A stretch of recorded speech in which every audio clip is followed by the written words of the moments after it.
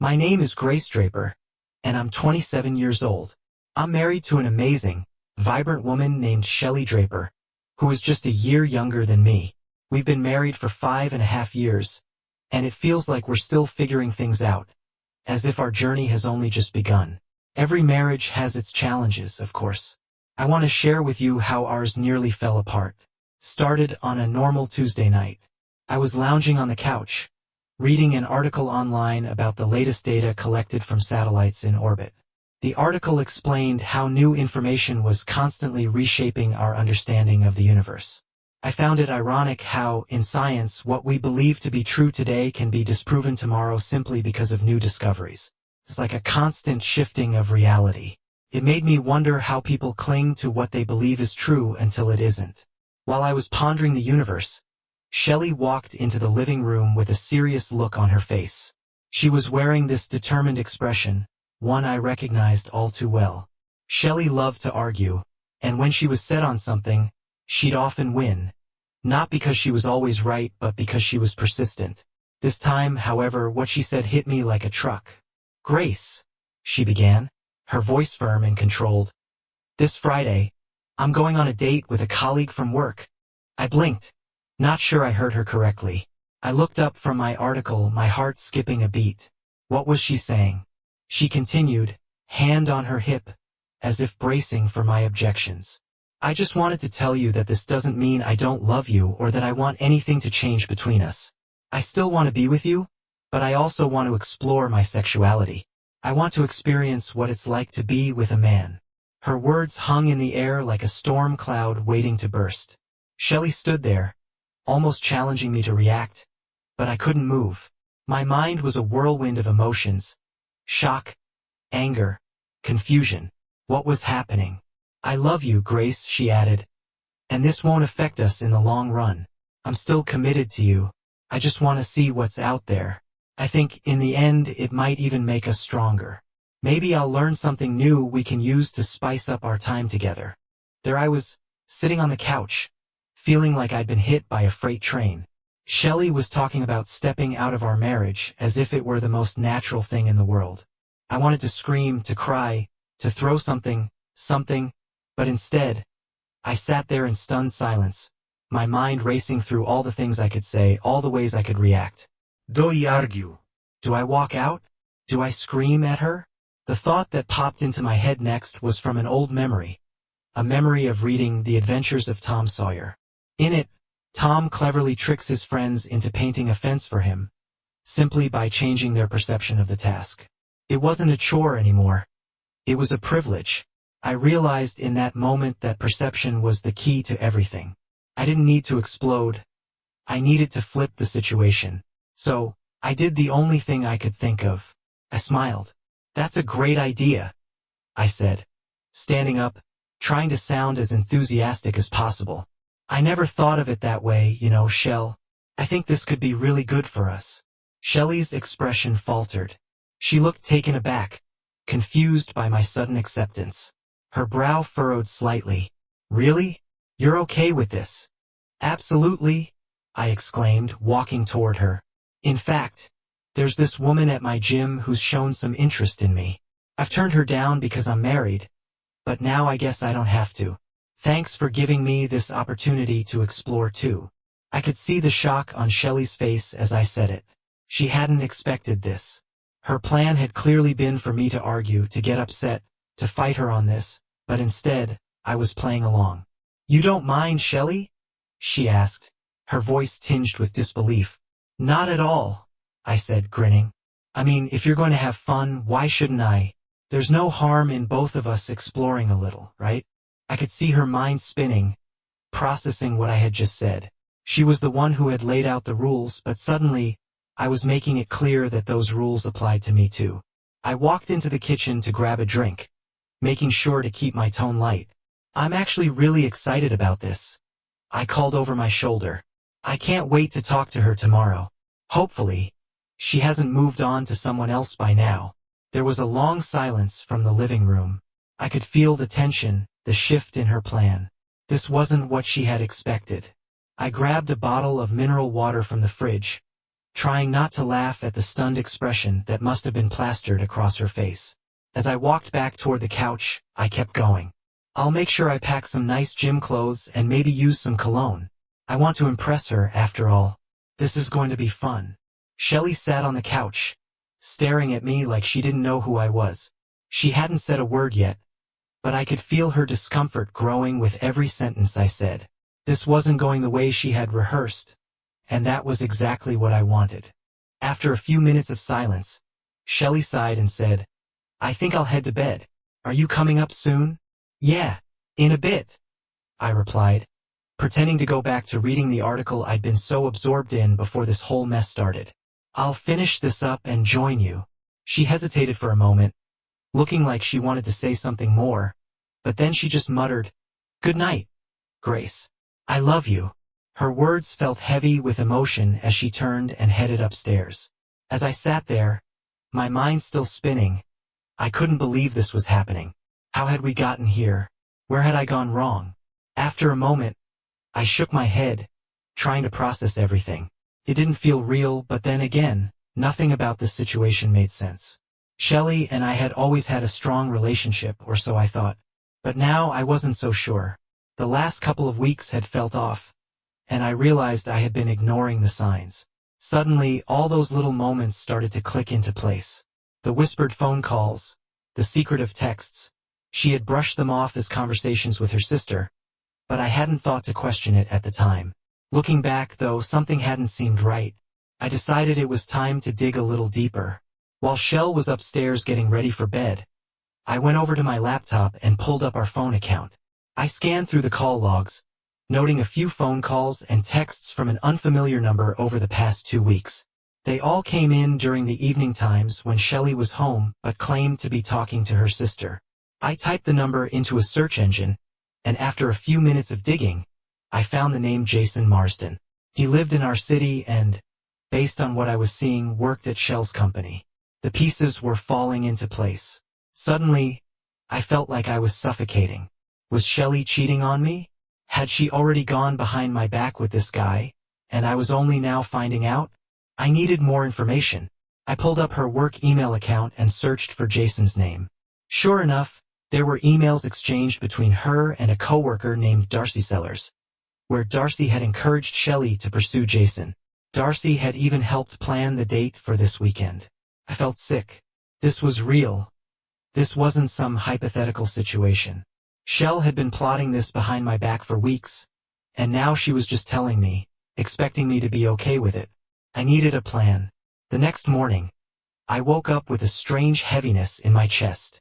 It had taken me hours to fall asleep, my mind spinning over everything that had happened the night before. I had no idea what to do next. Should I confront Shelley? Should I play along with her twisted plan to explore our relationship?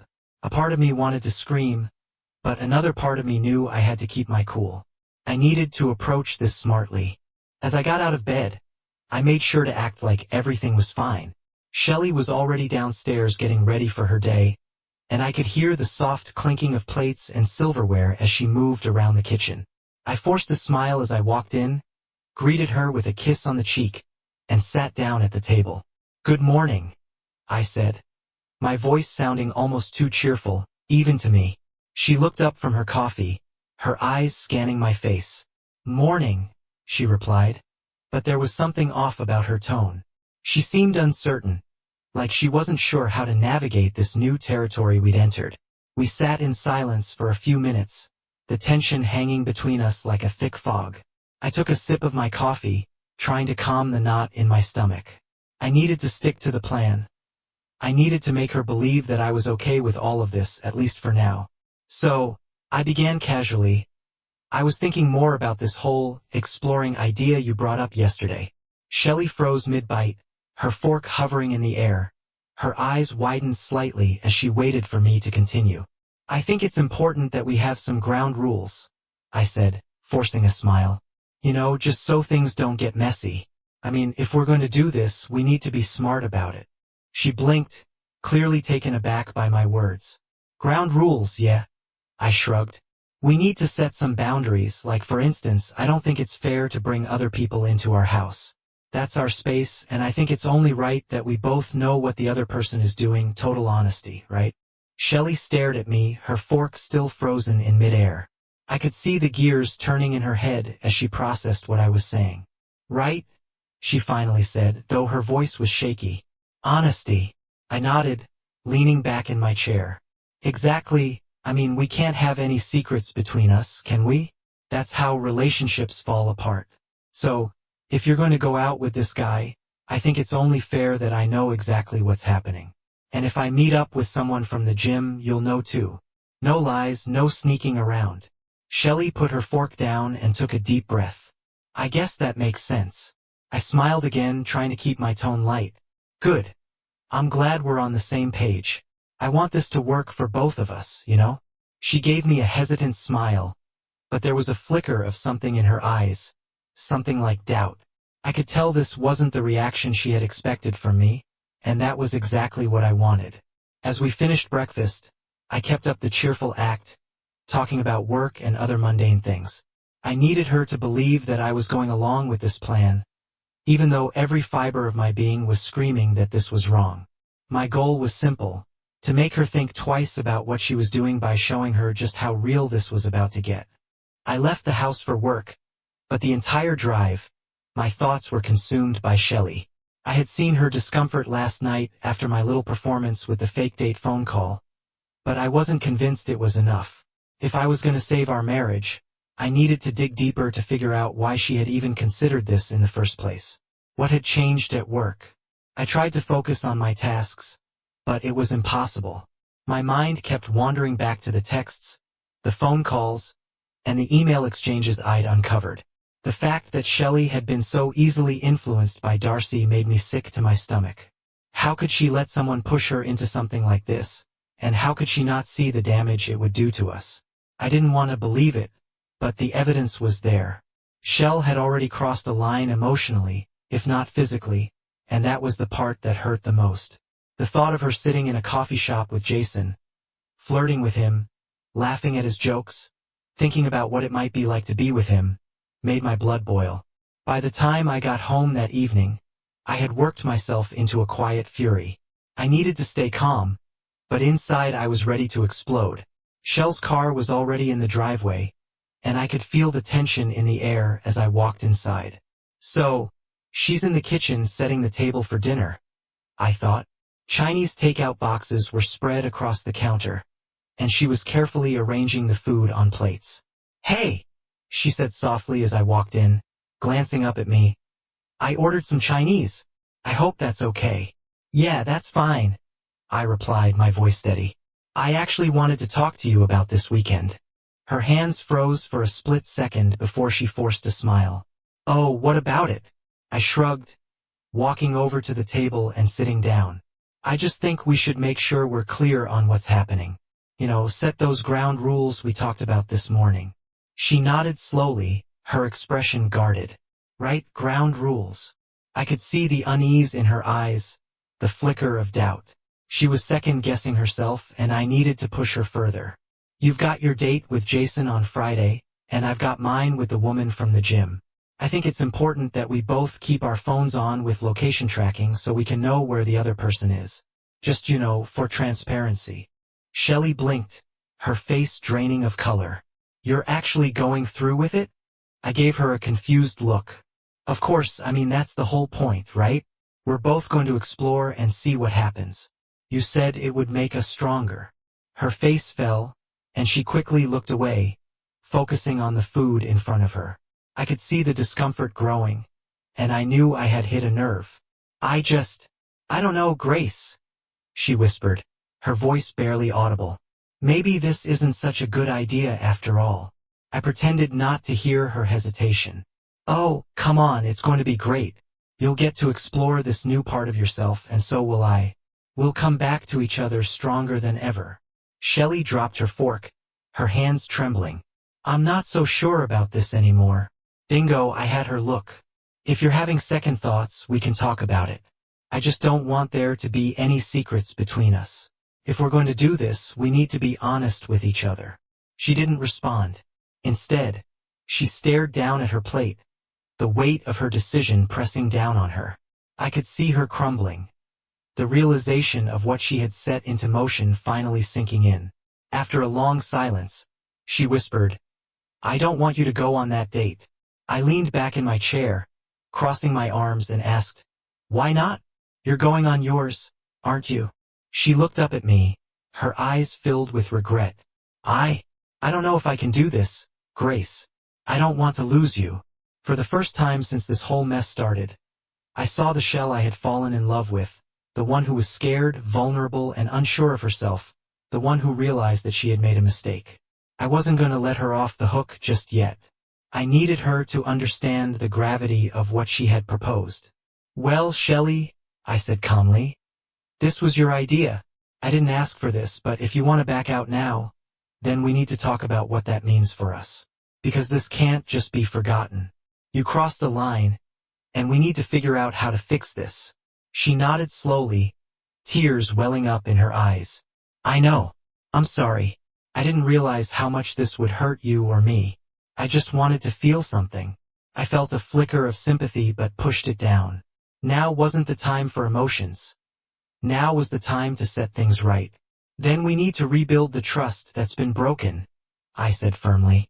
"And that's going to take time. But if you really want this to work, we can get through it together."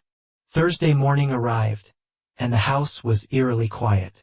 Shelley and I had spent most of Wednesday evening avoiding each other, both of us caught up in the emotions that had built up over the past 2 days.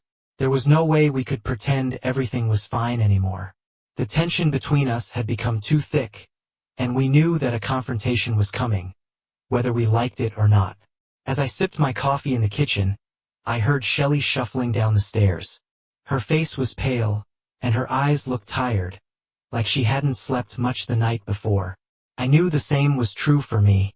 I had spent the night tossing and turning, replaying every conversation we'd had over the last week, trying to figure out how we had gotten here. "Morning," Shelley muttered as she grabbed a mug from the cabinet. "Morning," I replied, watching her carefully as she poured herself some coffee. We stood there in silence for a few moments, the only sound being the faint clink of her stirring spoon against the side of her mug. I knew I couldn't wait any longer. We had to have this conversation now, and we had to be honest with each other no matter how uncomfortable it would be. "Shelley," I said, breaking the silence, "we need to talk." She nodded, not looking up from her coffee. "I know," she said. I motioned for her to sit down at the kitchen table, and she hesitated for a moment before joining me. Her hands were wrapped tightly around her mug, and I could see the tension in her body. "Look," I began, trying to keep my voice calm. "I know you've been having second thoughts about this whole thing, and honestly, I'm glad you are. But we can't just pretend none of this happened.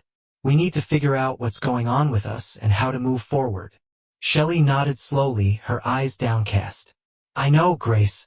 I've been thinking about it a lot, and I'm sorry. I didn't mean for things to get so out of control. I don't know what I thought. Darcy kept telling me that exploring other relationships was normal, that it could even make our marriage stronger, and I guess I believed her." I leaned back in my chair. "Shelley, I don't know how you could believe that something like this would make us stronger. We've been together for over 5 years. We've built a life together. And now you're telling me that you want to risk everything because of what Darcy says?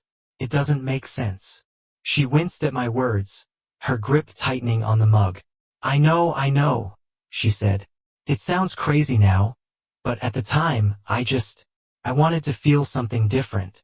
I felt like I was missing out on something, and Darcy made it sound so exciting, like it wasn't a big deal." "Missing out on what?" I asked, genuinely confused. "We've had a good life together. What more could you possibly need?" Shelley finally looked up at me, her eyes filled with guilt and uncertainty. "I don't know, Grace. I really don't. Maybe I got bored. Maybe I got caught up in the idea of something new. But I see now how wrong it was, and I hate that I've hurt you. I don't want to lose you." There it was, the fear that had been hiding underneath all of her excitement and curiosity. She had pushed us to the brink, but now that she was staring at the consequences of her actions, she realized how much she had to lose. "I don't want to lose you either," I said, my voice softening. But trust is a fragile thing, Shelley. You can't just shatter it and expect it to be fixed overnight. We need to rebuild that trust, and it's going to take a lot of work. I'm willing to try if you are, but this can't happen again. Shelley nodded, tears welling up in her eyes. I'm willing to try. I'll do whatever it takes to make this right, Grace. I don't want to be that person who throws everything away for some stupid fling. I took a deep breath, feeling a weight lift off my shoulders. It wasn't going to be easy, but at least she was admitting her mistakes and willing to work through them. That's the first step, I said, leaning forward. Then we need to be honest with each other, completely honest. No more secrets, no more hiding things. If you're feeling less or bored or whatever it is, you need to tell me. We need to communicate. I promise, Shelley whispered, her voice shaky. I promise I won't hide anything from you again. I studied her face for a moment, searching for any signs of doubt or hesitation, but all I saw was genuine regret. She was serious about fixing this, and that gave me a glimmer of hope. Okay, I said, nodding. Let's figure this out. We sat in silence for a few moments, both of us processing everything we had just said. It felt like we were standing on the edge of something fragile, something that could either break or be rebuilt. I wanted to believe we could get through this, but a part of me was still afraid that the damage had already been done. What about Jason? I asked after a while. Have you told him it's over? Shelley nodded quickly. Yes. I told him yesterday that I couldn't go through with it. He was disappointed, but he understood. I raised an eyebrow. Understood? He was just fine with you canceling your date. She looked down, biting her lip. He said he figured I'd change my mind eventually. He knew I was married, and he didn't want to be the reason our relationship fell apart. I couldn't help but feel a surge of anger. Jason had clearly known what he was getting into, and yet he had still pursued my wife. But I swallowed my frustration, reminding myself that this wasn't about him. It was about Shelley and me. Darcy? I asked, narrowing my eyes. Shelley sighed, running a hand through her hair. I'm done with Darcy. I've already told her that I don't want to hear any more of her advice. She's the one who kept pushing me into this, but I should have known better. I can't blame her for my decisions. I nodded, relieved that she had distanced herself from Darcy. That woman had been a toxic influence from the start, and I didn't want her anywhere near our relationship. Good, I said, because Darcy's advice almost ruined us. You need to surround yourself with people who actually respect our marriage, not people who encourage you to step outside of it. Shelley nodded, wiping a tear from her cheek. I know. I'm sorry, Grace. I reached across the table and took her hand, squeezing it gently. I know you are, but sorry isn't enough. We need to rebuild what we've lost, and that's going to take time. But I'm willing to give us that time if you are. She squeezed my hand back, her eyes filled with determination. I'm willing. I don't want to lose you. We sat there in the kitchen for a long time, just holding hands and trying to find some sense of normalcy in the midst of everything that had happened. It wasn't going to be easy, and I knew that we had a long road ahead of us. But for the first time in days, I felt a glimmer of hope. That evening, we spent time together without any tension. We ordered pizza, watched a movie, and just sat on the couch holding each other. It was like we were reconnecting, finding our way back to each other after the storm that had nearly torn us apart. But even as we laughed and cuddled, there was still a part of me that remained cautious. The wounds were still fresh, and I couldn't shake the feeling that things could go wrong again if we weren't careful. Before bed, I brought up the idea of boundaries, something concrete that we could both agree on to prevent any future slip-ups. Shelley agreed, and we sat down to draft a simple but firm set of rules for our relationship. No more secrets, no more flirting with coworkers, and no more talking to people like Darcy who didn't respect our marriage. It was a small step, but it was one we needed to take. As we crawled into bed that night, Shelley curled up next to me, resting her head on my shoulder. I wrapped my arms around her, feeling the warmth of her body against mine, and for the first time in days, I felt like we were going to be okay. I love you, Grace, she whispered, her voice soft in the darkness. I love you too, I whispered back, closing my eyes, and for the first time since this whole mess began, I believed it. Friday morning arrived, and it felt like there was a tiny shift in the air. Shelley and I had spent Thursday evening reconnecting, just being together, talking about lighter things, avoiding any tension-filled topics. It was like we were trying to find our way back to a version of us that hadn't been hurt by this mess. I woke up early, and for the first time in what felt like weeks, I didn't feel that immediate rush of anxiety in my chest. Instead, there was calmness, a quiet resolve. Shelley was still asleep, her arm draped over me, her breathing soft and even. I watched her for a moment, feeling a mix of emotions, love, yes, but also a lingering sense of unease. We had made progress, but it wasn't over. Trust didn't rebuild itself in a day, and I knew we both had to stay committed if we wanted to fix what had been broken. I wasn't going to let my guard down just yet. As I slipped out of bed and headed downstairs, I heard my phone buzz on the kitchen counter. It was a text from Shelley's boss, Betty. She'd mentioned something about a meeting yesterday, but I hadn't asked for details. Now, curiosity got the better of me. "Do Betty, Shelley, I just wanted to confirm that the HR team will be meeting at 7 a.m. sharp. I'll see you there. Thanks again for being proactive." I stared at the message, feeling an odd sense of déjà vu. Shelley had mentioned the meeting last night, but she hadn't said much about what it was for. I didn't want to pry, but something about the way she'd acted when she got that call had made me uneasy. I couldn't shake the feeling that there was more going on than she'd let on. By the time Shelley came downstairs, I had coffee ready and was trying to act as normal as possible. She greeted me with a kiss on the cheek, a soft smile on her face. "Morning," she said, her voice a little more cheerful than it had been in days. "Morning," I replied, handing her a cup of coffee. "How are you feeling?" she asked, taking a sip. "Better," I said. "I'm really glad we talked yesterday. I feel like we're finally on the same page." I nodded, but something inside me still felt unsettled. "Good. I'm glad too," she said, leaning against the counter, taking another sip of her coffee. "I have to go to work early today. Betty's called an HR meeting to go over some new policies." I raised an eyebrow. "New policies?" Shelley nodded, her expression a little more serious now. "Yeah. Apparently there's been some drama with one of the employees. Something about fraternization policies being violated." I could tell she didn't want to go into too much detail, and I didn't push. I simply nodded and let her finish her coffee before she left for work. After she'd gone, I found myself replaying her words. Fraternization policies. Drama. I couldn't help but wonder if it had anything to do with Jason or Darcy. I hadn't heard much from Shelley about work drama before, but after everything that had happened, I wasn't so sure I could trust that she'd be completely open about it. I spent the morning trying to focus on my own work, but I kept glancing at the clock, waiting for Shelley to text me to let me know how the meeting went. By lunchtime, I couldn't take it anymore. I sent her a quick message, just to check in. "How did the meeting go?"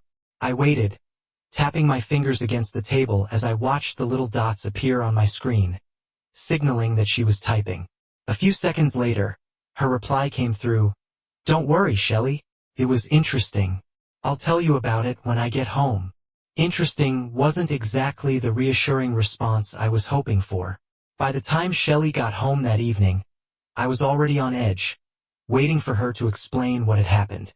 She walked through the door looking a little worn out, but otherwise composed.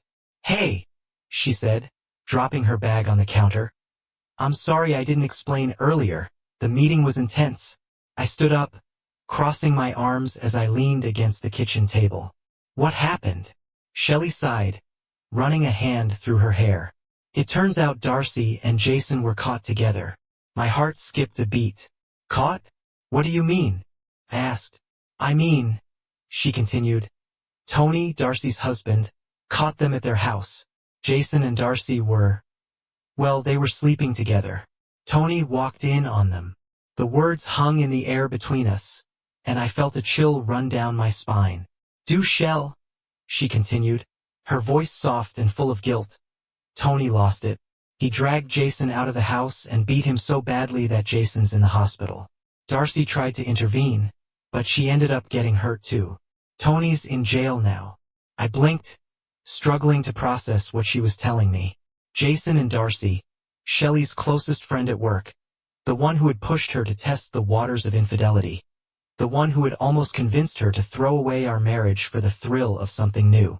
That's horrible, I said quietly. Is Jason okay? Shelley nodded, but her expression was tight.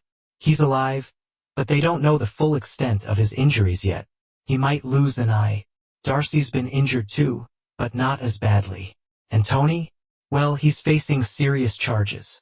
We stood there in silence for a moment, the gravity of the situation sinking in. I could see the shock on Shelley's face, the way she was processing what had happened. Suddenly, I realized just how close we had come to being in a similar situation. Shelley? I began, my voice soft but firm. This could have been us. She looked up at me, her eyes wide with realization. If you had gone through with it, I continued. If you had let Darcy push you further, we could have ended up like them. Ruined, our lives destroyed. Shelley's face crumpled, and I could see the tears welling up in her eyes. I know, she whispered. I know, Grace. I'm so sorry. I can't believe I let things get so far.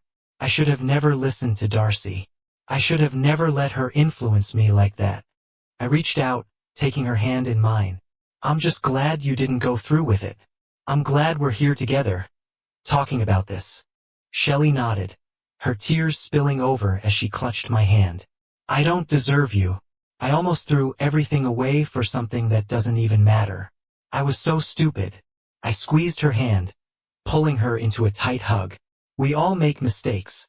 What matters now is that we're moving forward.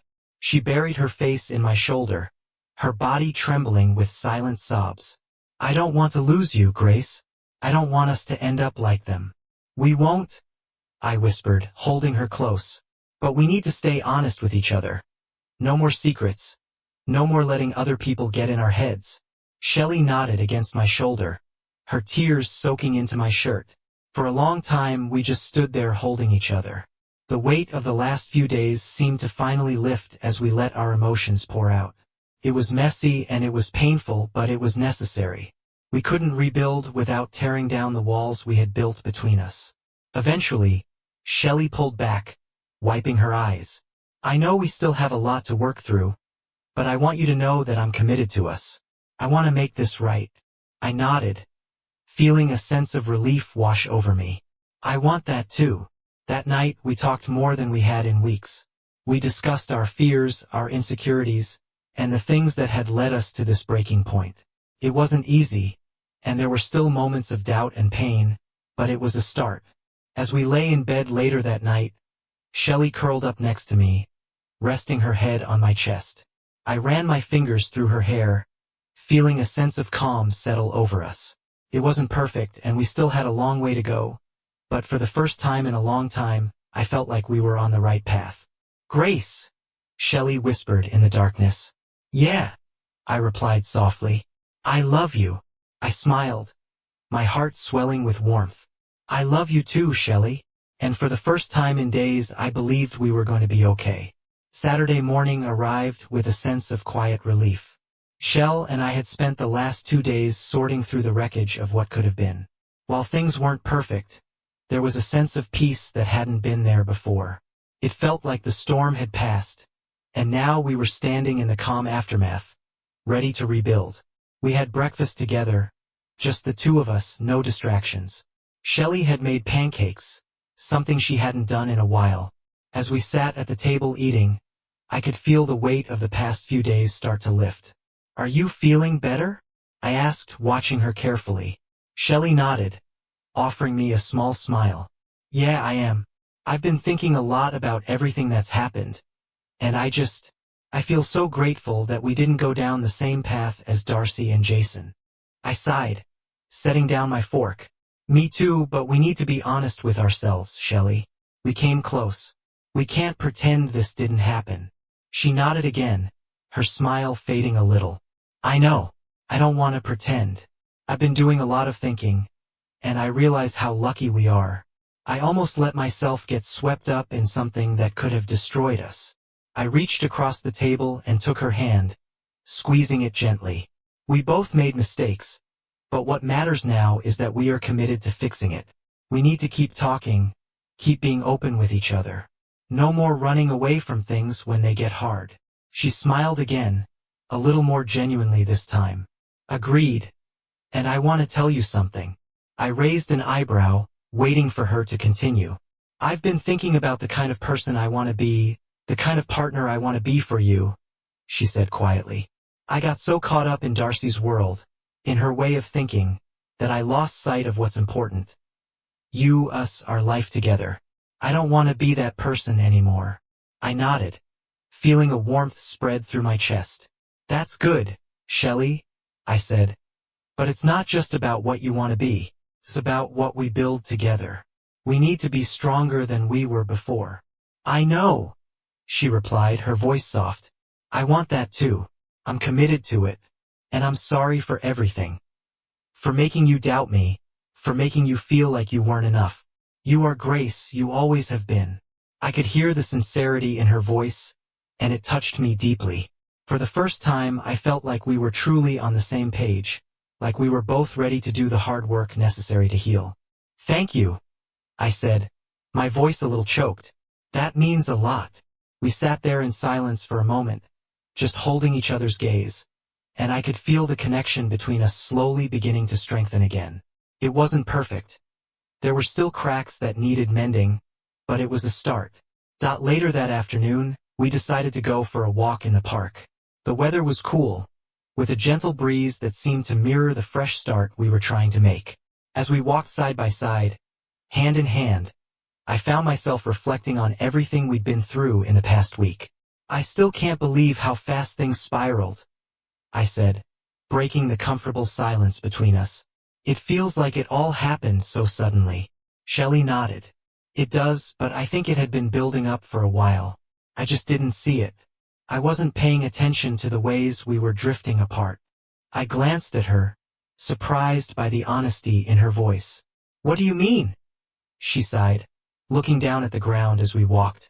I think I've been restless for a while, not because of you, but because I didn't know how to handle my own insecurities. Darcy made it seem like exploring other options was the answer, like it would make everything better. But now I realize it was just a distraction from the real issue. And what's the real issue? I asked gently. Stopped walking for a moment, turning to face me. I think I was afraid, she said. Afraid that I wasn't enough for you. Afraid that maybe you would find someone else, someone better. And instead of talking to you about it, I let those fears fester. Darcy gave me an escape, a way to avoid dealing with my own insecurities. But I see now that running away from the problem doesn't fix anything. I squeezed her hand, feeling a wave of empathy wash over me. Shelley, you are more than enough for me. I've never doubted that. But we both need to work on making sure we don't let our fears drive us apart. We need to be honest with each other about how we're feeling, even when it's hard. She nodded, her eyes softening as she looked at me. You're right. I promise from now on, I'll be more open with you. No more running away from the hard conversations. I smiled, pulling her into a hug. I'll do the same. We're in this together, no matter what. We stood there for a few moments, just holding each other. The park was quiet around us, and it felt like a new chapter had begun. One where we were both committed to making things work, to being better partners for each other. As we walked back home, I felt a sense of peace that I hadn't felt in a long time. It wasn't just about surviving the storm. It was about coming out of it stronger, with a clearer understanding of who we were and what we meant to each other. That evening, we cooked dinner together, something we hadn't done in what felt like forever. It was simple pasta with homemade sauce, but it felt like a celebration of the progress we had made. We laughed, joked, and talked about our plans for the future, and for the first time in a while it felt like we were back to being us. After dinner, Shelley surprised me by pulling out a small envelope from her bag. What's this? I asked, taking it from her with a curious smile. It's something I've been thinking about for a while, she said, biting her lip nervously. Open it. I carefully tore open the envelope and pulled out a letter. As I read through it, my eyes widened in surprise. It was a letter from Shelley's employer, approving a request for a sabbatical she had asked for. Time off starting the following month to focus on us, on rebuilding our relationship. You did this? I asked, looking up at her in shock. Shelley nodded, her eyes glistening with emotion. I realized that I needed to take a step back from everything, work, the pressures, all of it. I want to focus on us. Grace, I don't want to take us for granted anymore. I stared at her, overwhelmed by the gesture Shelley made. This is huge. She smiled a little shyly. I know, but I think it's what we need. I want us to spend time together to rebuild what we almost lost. I'm willing to do whatever it takes. I felt tears prick at the corners of my eyes, but I blinked them back, too touched to speak. Instead, I pulled her into a tight embrace, holding her close. For the first time in a long time, I felt like we were on solid ground again. That night we lay in bed, wrapped up in each other, talking about the future. We talked about going on weekend trips, reconnecting with old friends, and spending more time together. Just the two of us. It felt like we were rediscovering each other. Like we were falling in love all over again. As I drifted off to sleep, I realized that despite everything, we had made it through the storm. We had come dangerously close to losing each other. But now we had a second chance. And this time I wasn't going to let anything come between us. Several weeks passed, and Shelley and I continued to focus on rebuilding our relationship. The sabbatical had given us the time we needed to reconnect, and I could feel the trust between us slowly beginning to mend. It wasn't always easy. There were still moments of doubt, moments where old fears resurfaced, but we worked through them together. The memories of Darcy and Jason still lingered, but they had become a cautionary tale, one that reminded us of the dangers of losing sight of what really mattered. While their lives had spiraled into chaos, Shelley and I had found our way back to each other. It wasn't perfect, but it was ours, and that was enough. One evening, as we sat on the couch, Shelley looked over at me with a smile. You know, she said softly, I think we're going to be okay. I smiled back, reaching for her hand. Yeah, I think so too. And for the first time in a long time, I truly believed it. Here's the next story. Daniel Hayes got out of bed around 6 a.m. sharp. His internal clock was as dependable as ever. He stretched and felt the wonderful pull of muscles across his broad shoulders.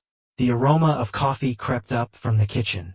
Sophie was already awake, so he went downstairs following the smells. Sophie stood at the counter, her auburn hair tangled from sleep, holding a hot mug. She grinned as he entered. Morning, handsome, she remarked, putting a drink toward him. Daniel grinned, throwing his arm around her waist and kissing her on the forehead. Good morning, beauty. Sleep well? Sophie nodded, but her gaze shifted rapidly away. Daniel grimaced briefly but rugged it off. She was probably weary. A big day today, he added, drinking his coffee. Johnson's account termination could provide a great boost to our bottom line. Sophie hummed in return, her focus fixed on her phone. Daniel cleared his throat. Also, don't forget about tonight's dinner. He winked as he spoke about the anniversary. Sophie looked up, her emerald eyes opened slightly. Of course, how could I forget? Her laughter sounded forced to Daniel's ears. He looked at her for a time. Something wasn't right, but he couldn't pinpoint it. He shook his head, drained his mug, and went upstairs to shower. Daniel's mind wandered as hot water cascaded over him. He thought about his father, a strict ex-military guy who instilled in him the value of discipline and hard work from a young age. These lessons had served him well, propelling him to the pinnacle of his profession as a financial analyst. He reflected on Sophie's free-spirited personality, which contrasted sharply with his upbringing. Her parents were globetrotters who never stayed in one area for long. Sophie had taken some time to adjust to the steadiness Daniel desired, but he believed they had achieved a happy medium. However, recently something had felt different. Daniel couldn't shake the impression that Sophie was withdrawing, becoming more distant.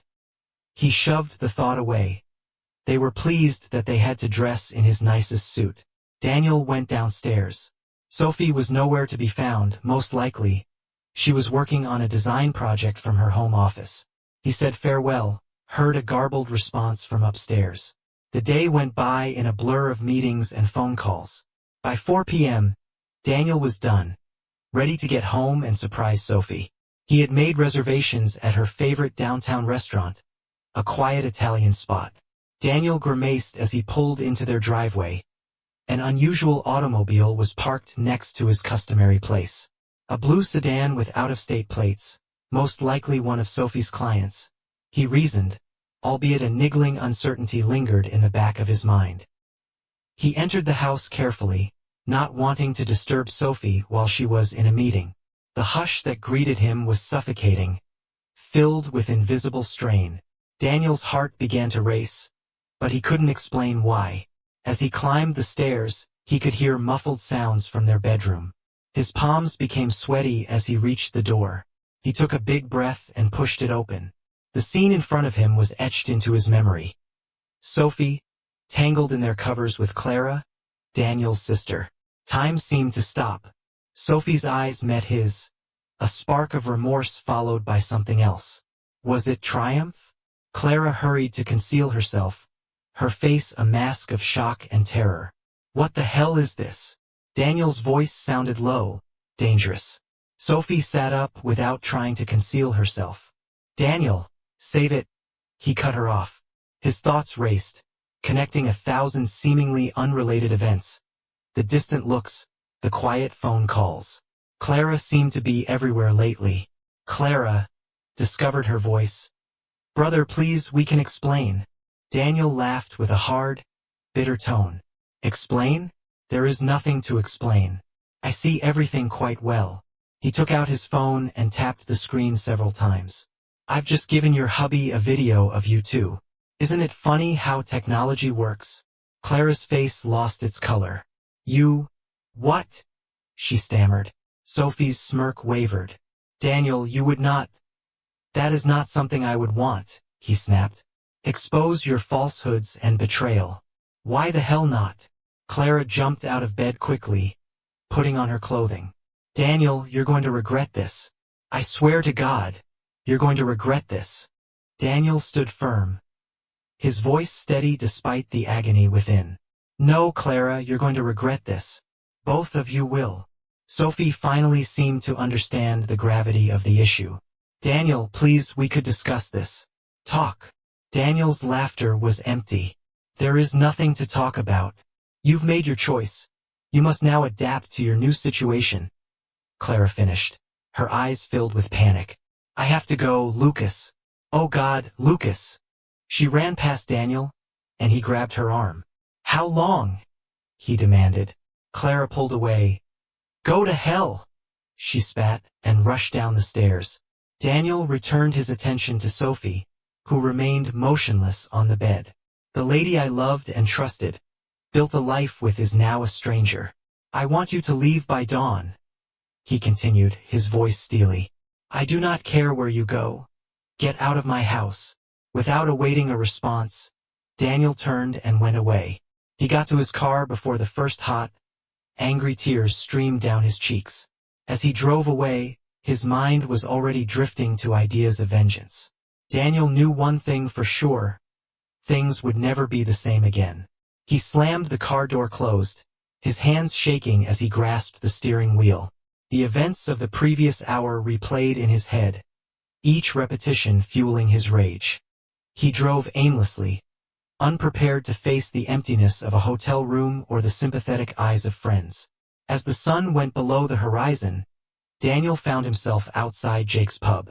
The neon sign flickered, illuminating the increasing darkness.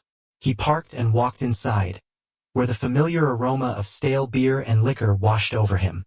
Jake gazed out from behind the bar. His casual smile faded as he observed Daniel's worn appearance. Jesus, man, you look like hell. Daniel sank into a bar stool. I too feel this way, Jake said, pouring the whiskey without asking and sliding it across the bar. What happened?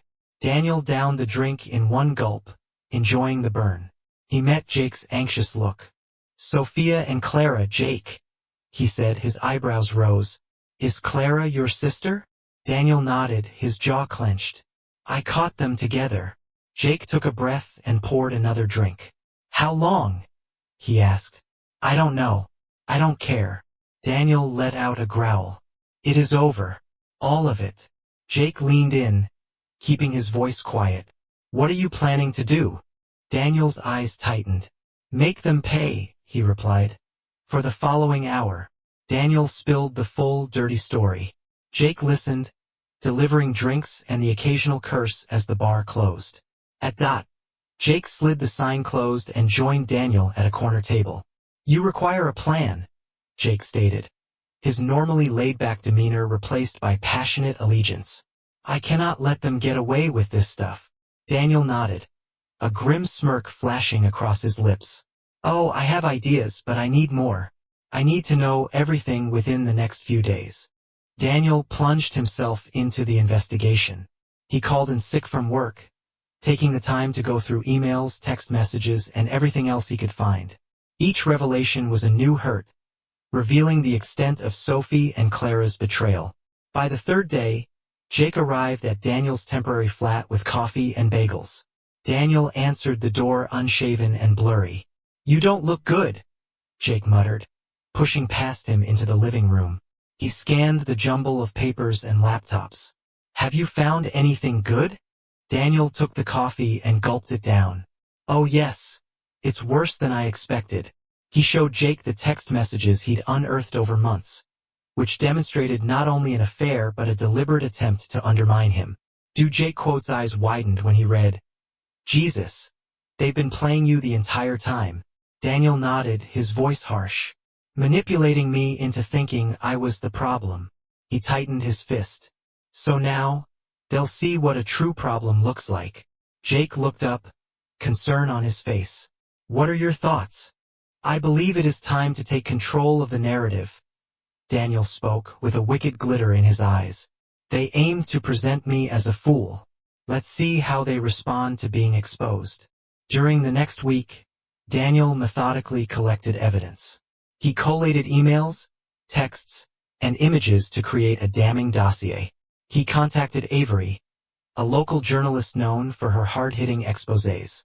Avery met him at a quiet cafe, her keen eyes absorbing every detail. This is quite the story, Mr. Hayes, she explained, flipping over the file. Are you certain you want to go public with this? Daniel leaned forward, his voice steady. Absolutely. They can't hide in the shadows anymore.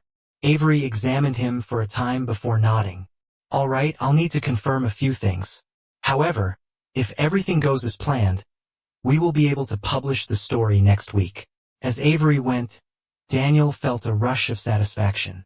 The wheels were in motion, but he hadn't finished yet.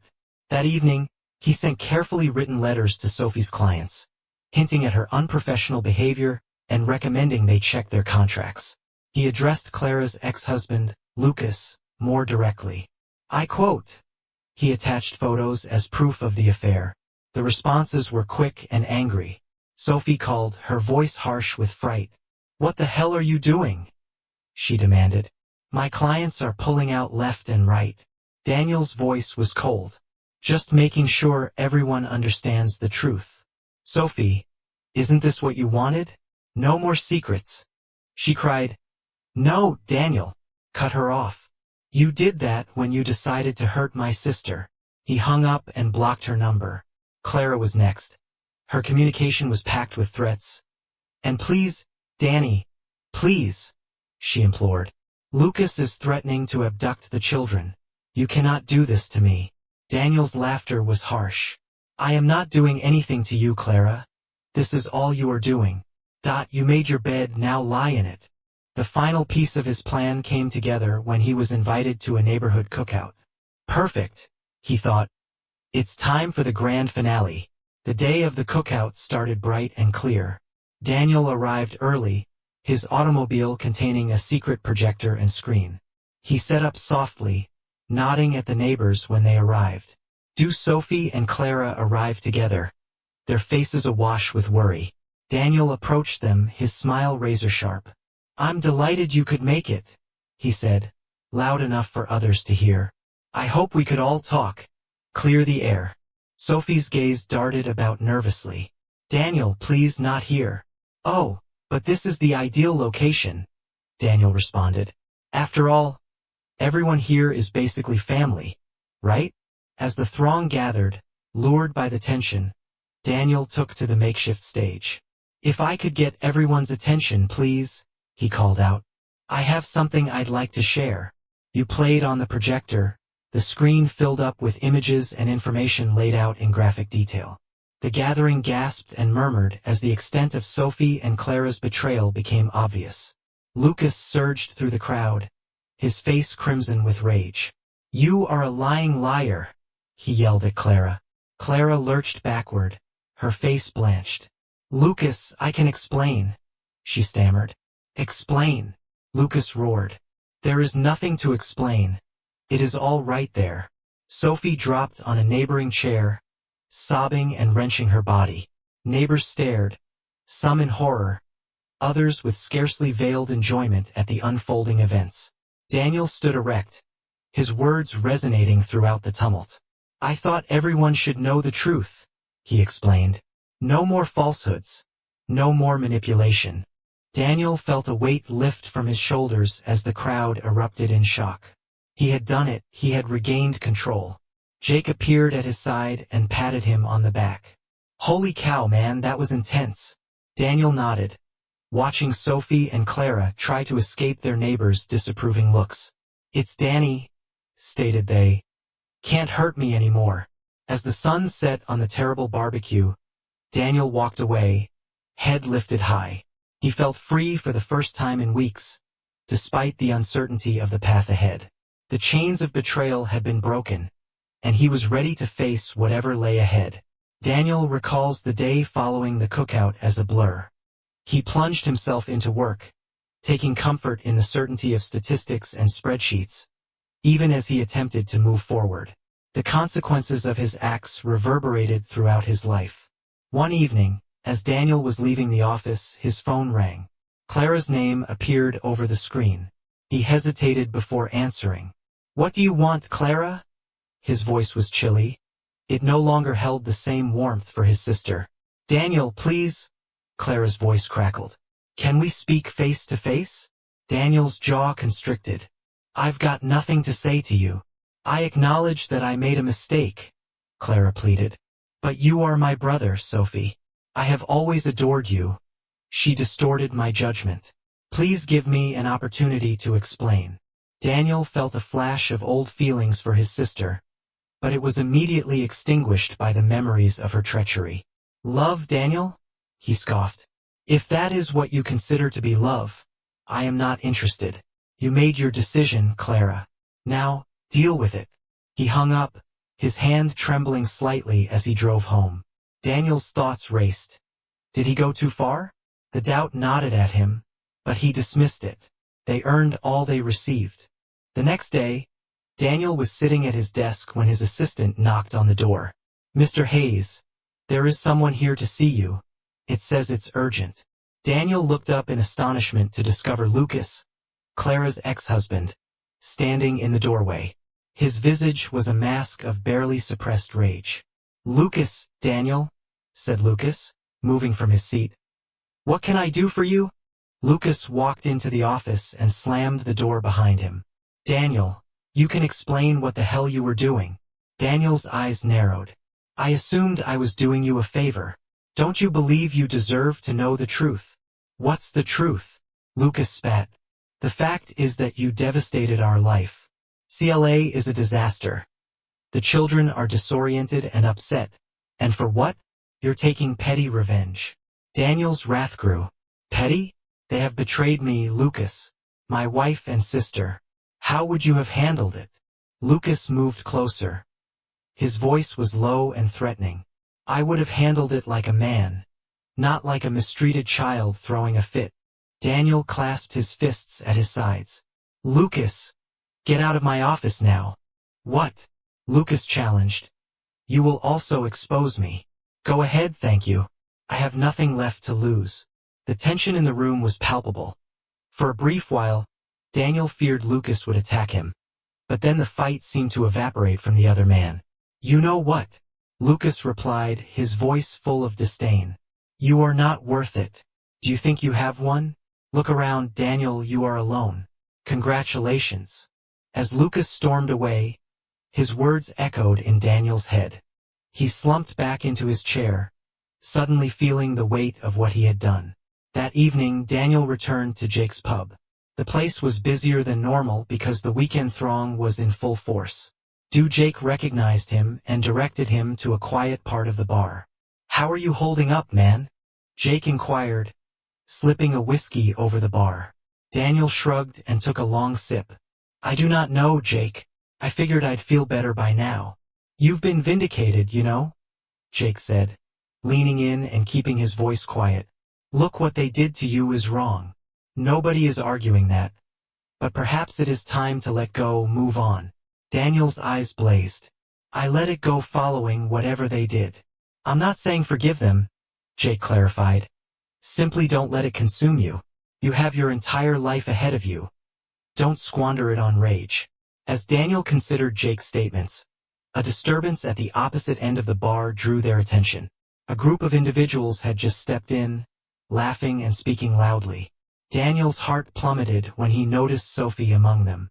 Their gazes met across the crowded room for a brief period. Everything slipped away. Sophie's smile faded, replaced by a look of disbelief and something more, regret. She began to approach him, but one of her pals grabbed her arm and steered her toward the table. Daniel turned back to Jake. His knuckles were white around his glasses. "I need to get out of here," he said. Jake nodded with understanding in his eyes. "Go home. Take some rest. Everything will appear better in the morning." But as Daniel drove home, he knew he'd have trouble falling asleep. The confrontation with Lucas, Jake's advice, and when he saw Sophie, everything spun in his mind. He was unable to escape a tornado of emotions. The next few weeks went in a blur. Daniel put himself back into his work, impressing his supervisors and winning a promotion to team leader, but the win seemed hollow. On a lovely Saturday, as Daniel was leaving the gym, he literally ran into someone coming around the corner. "Oh, I'm so sorry," a female voice exclaimed. Daniel looked up, ready to dismiss the apology, but instead found himself staring into a set of warm brown eyes. The woman was around his age with curling dark hair and a friendly grin. "No harm done," Daniel responded with a tiny smile of his own. "I wasn't looking where I was going." The woman laughed, which curiously elevated Daniel's emotions. "So, in that scenario perhaps we're both to blame. I am Lila, by the way." Daniel responded by shaking her outstretched hand. "Nice to meet you, Isla." They talked for a few minutes before realizing they both worked in the same office complex downtown. As they parted ways, Daniel felt a spark that he hadn't felt in a long time. Hope. Over the next 2 weeks, Daniel ran into Lila several times. Each interaction made him feel lighter and more like his old self. They grabbed coffee and talked about their jobs and hobbies. Daniel found himself slowly opening up. One evening, they walked through AAL Park after dinner. Lila turned to face him. "Daniel, may I ask you something?" He nodded curiously. "Of course." Lila hesitated before plunging forward. "What has happened to you? I mean, I know there's something you are harboring. Some pain. You are under no obligation to inform me if you do not wish to, but I'm available if you need to talk." Daniel remained silent for a long time, pondering his options. Finally, he took a deep breath and told her everything. The betrayal, the revenge, and the aftermath.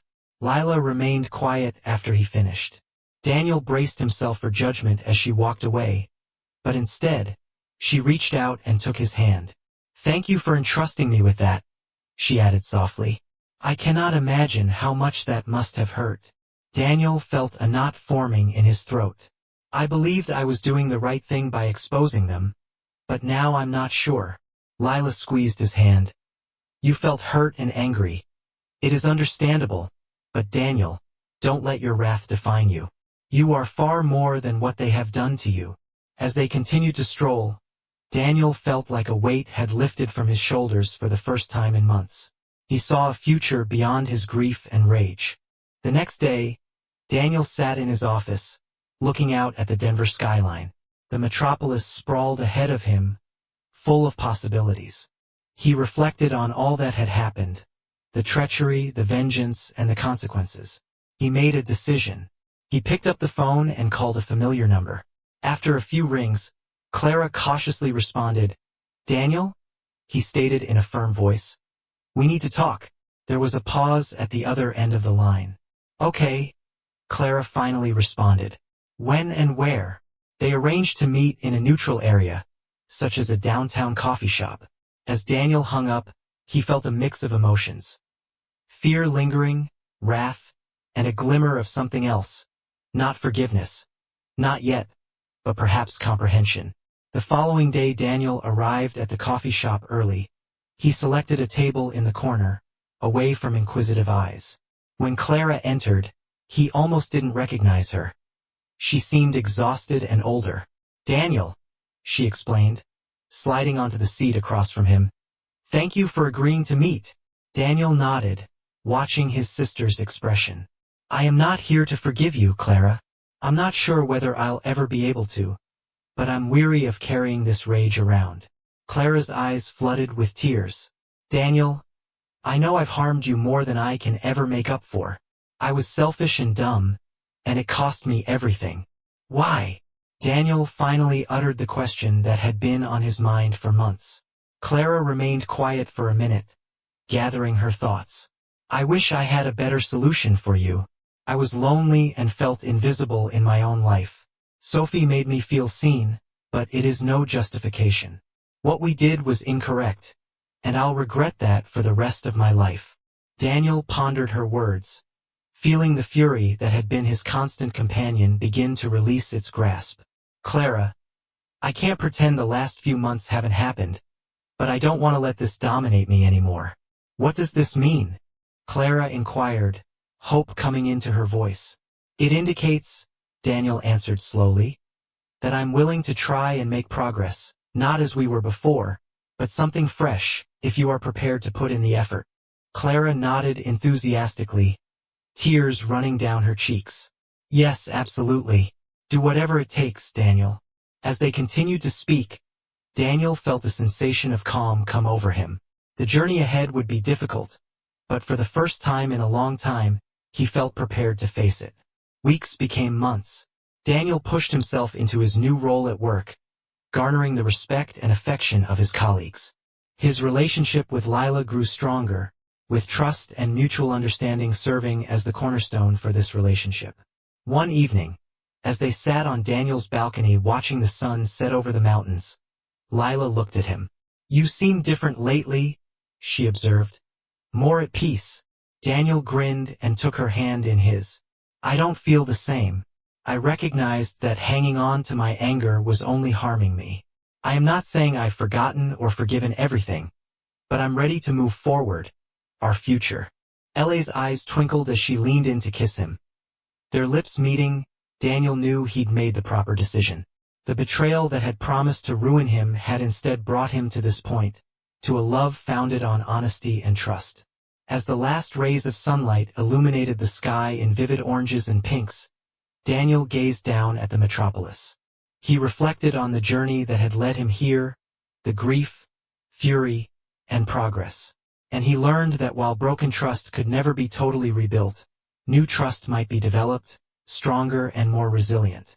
Daniel gripped Lee's hand, feeling grateful for the lady beside him and the life they were creating together. The future spread before them, full of promise and potential. And Daniel Hayes, once betrayed but now reborn, was eager to embrace it.